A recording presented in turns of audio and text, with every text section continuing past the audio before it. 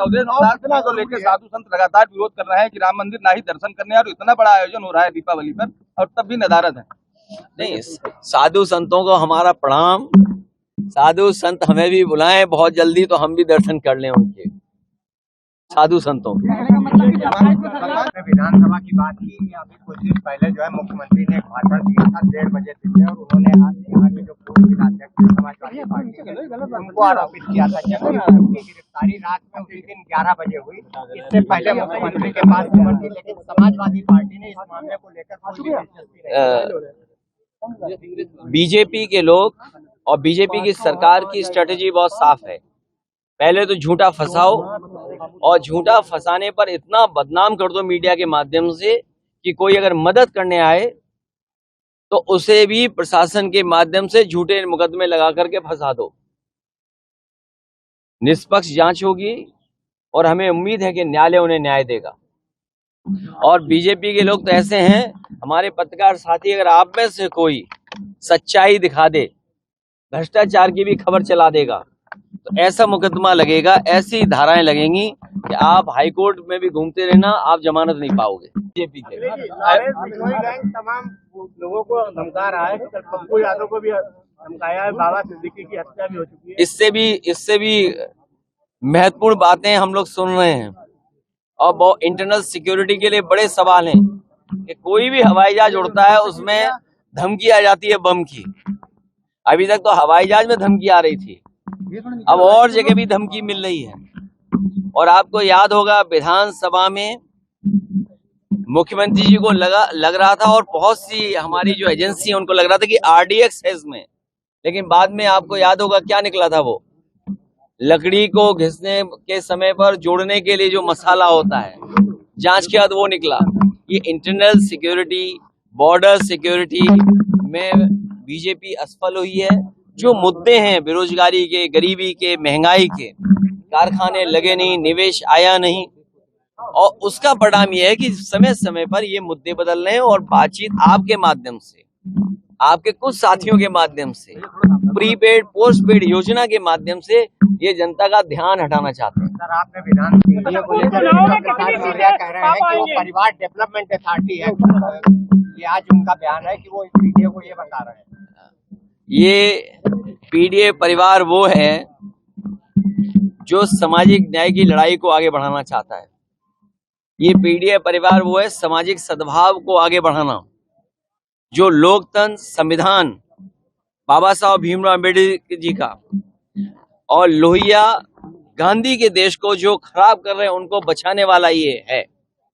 जो भाईचारा कोई बचा रहा है तो आज पीडीए परिवार के लोग भाईचारा बचा रहे हैं। ये सर ऐसा क्यों बोल रहे हैं, ये बयान देते हैं?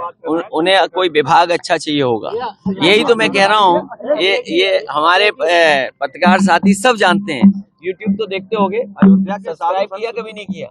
अगर सब्सक्राइब नहीं किया तो बीच में ऐड आता है चैनलों में, ऐड, ये ऐड है बीजेपी के।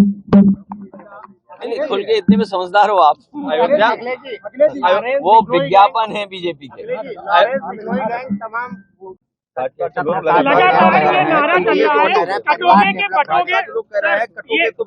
देखिए, ये पीडीए की ताकत से घबरा करके ये नारा निकाला गया है और ये किस लैब में तैयार हुआ है और सबसे सुटेबल व्यक्ति कौन हो सकता था, उसके लिए हमारे मुख्यमंत्री जी को आगे लाया गया। इस बार पीडीए लोगों को जोड़ेगा।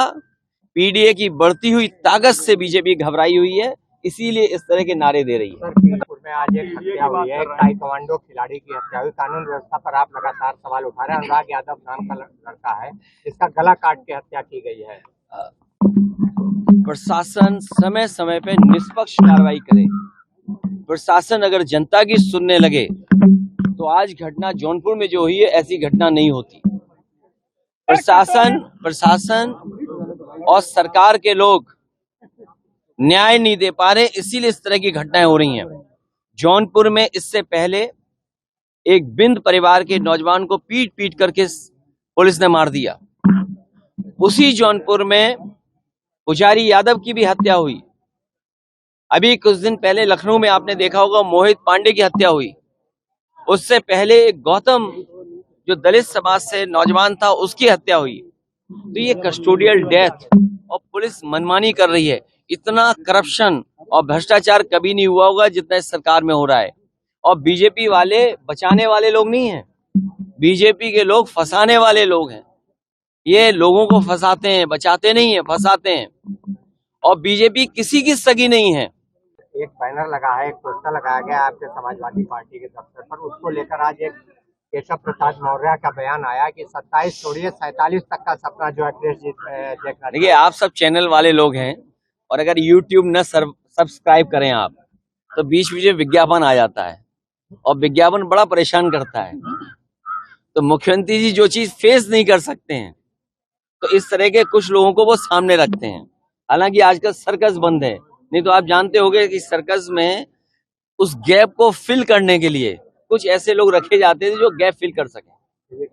लगातार ये अरे मेरे पत्रकार साथी बहुत समझदार हो आप। प्रचारक बनाया है, क्या कहेंगे इस पे? उन्होंने कहा है कि जो है लाल टोपी वालों के काले करना में हैशटैग किया है, क्या कहेंगे इस पे? देखिए, भारतीय जनता पार्टी के पास कोई काम नहीं है। मैं लखनऊ से मलियाबाद होकर के और हरदोई आया हूँ। मेरे पत्रकार साथियों, आपको पता होगा ये सड़क कब बनना शुरू हुई थी। आज भी सड़क ये नहीं बना पाए। जो वो इंडस्ट्रियल एरिया आपका संडीला का है, जितने कारखाने उस समय लगे थे, उसके अलावा कोई नया कारखाना बड़ा नहीं लगा पाए हैं। तो जो लोग रोजगार नहीं दे रहे हैं, नौकरी नहीं दे पा रहे हैं और लगातार महंगाई बढ़ रही हो, जिसकी सरकार में भेदभाव हो रहा हो, आरक्षण से खिलवाड़ हो रहा हो और संविधान को समय समय पर ये चोट पहुंचा रहे हो, इनके पास इसी तरह के जुमले हैं कि हैशटैग चलाएंगे, किसी के बारे में गलत भाषा का इस्तेमाल करेंगे, गलत नारे बनाएंगे। और जो नारा बना था जिस लैब से, वो लैब वाले भी स्वीकार कर रहे हैं कि पीडीए का कोई मुकाबला नहीं है, पीडीए परिवार का सामना नहीं कर सकते ये लोग। सर 27 का एक बैनर लगा है, एक पोस्टर लगाया गया आपके समाजवादी पार्टी। जहाँ तक चुनाव का सवाल है, 9 जगह चुनाव हो रहा है और एक जगह चुनाव नहीं हो रहा है। आपको याद होगा, प्रदेश के मुख्यमंत्री जी सबसे ज्यादा उसी विधानसभा को लेकर के चिंतित थे, उसी विधानसभा को लेकर के समीक्षा की गई, उसी विधानसभा को लेकर के कई यात्राएं की उन्होंने। फैजाबाद, अयोध्या, वो लगातार जाते रहे। और जब इंटरनल सर्वे में उन्हें पता लगा कि भारतीय जनता पार्टी यहाँ जीत नहीं रही है, उन्होंने चुनाव टाल दिया।